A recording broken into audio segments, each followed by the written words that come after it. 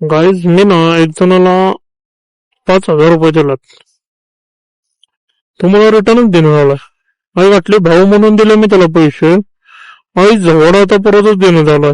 Phone केला की म्हणते भावा लगेच 2-10 मिनिटात पाठवत तुला.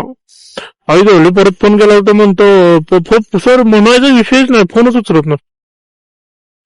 डायरेक्ट त्याला जाऊन धरायचा. मग आता त्याला धरला की तेव्हा म्हणतो भाऊ पैशासाठी चाललोय, आलो पैसे आले की त्याला लगेच पाठवतो.